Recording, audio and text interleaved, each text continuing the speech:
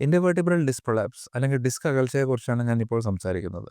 2 നട്ടെല്ലുകളുടെ ഇടയിൽ ഒരു ഡിസ്ക് ഉണ്ട്. അപ്പോൾ ആ ഡിസ്ക് അകന്ന് ആ ഡിസ്കിന് അകൽച്ചയാണ് നമ്മുടെ ഇന്റർവെർട്ടിബ്രൽ ഡിസ്ക് പ്രൊലാപ്സ് എന്ന് പറയാറ്. ഇപ്പോൾ പൊതുവേ ഈ ഡിസ്കിന് പുറമെ നട്ടെല്ല് അതായത് ഞരമ്പുകൾ മുകളിൽ താഴോട്ട് പോകുന്ന ഒരു ഇതുണ്ട് സ്പൈനൽ നെർവ്സ്. അപ്പോൾ ഈ ഡിസ്കിന്റെ അകൽച്ച കാരണം ചിലപ്പോൾ ആ നെർവിനെ കംപ്രസ് ചെയ്യാം. അപ്പം പ്രധാനപ്പെട്ട ലക്ഷണങ്ങൾ എന്തൊക്കെയാണ്?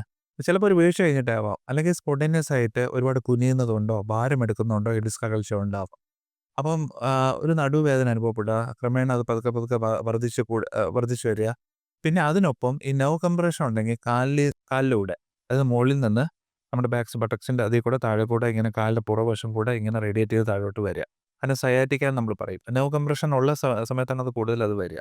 അപ്പോൾ ഇതിനെ നമ്മൾ ഡയഗ്നോസ് ചെയ്യണമെങ്കിൽ ആദ്യം ഒരു എക്സ്റേ എടുക്കാം. എക്സ്റേയിൽ നമുക്ക് ഒരുപാട് ഇൻഫർമേഷൻ കിട്ടില്ല. പക്ഷേ അതിനുശേഷം എംആർഐ എടുക്കാം. എംആർഐയിൽ കൃത്യമായ ഏത് ലെവലാണ് ഡിസ്ക് അകന്ന് നിൽക്കുന്നുവെന്നും നെർവിനെ എത്രത്തോളം കംപ്രസ് ചെയ്യുന്നുണ്ടെന്നും നമുക്ക് അറിയുവാൻ സാധിക്കും. അതിനുശേഷം നമ്മൾ ആദ്യം മരുന്ന് കഴിക്കുക.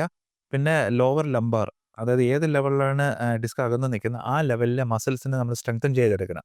അതുകൊണ്ട് പതുക്കെ ആ ലോഡ് ഷിഫ്റ്റ് പതുക്കെ ആ മസിൽസിനെ സ്ട്രെങ്തൻ മസിലിലോട്ട് നമ്മൾ വരുന്നു.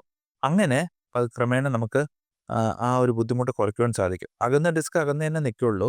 അത് നമ്മൾ പൂർണ്ണമായിട്ട് ട്രീറ്റ് ചെയ്യണമെങ്കിൽ സർജറി തന്നെ ചെയ്യണം. പക്ഷേ ഫിസിയോതെറാപ്പി കൊണ്ട് ഒരു വലിയൊരു ശതമാനം പ്രോബബ്ലി ഒരു 85-90% നമുക്ക് ഈ ബുദ്ധിമുട്ടുകൾ നമുക്ക് ഒഴിവാക്കുവാൻ സാധിക്കും.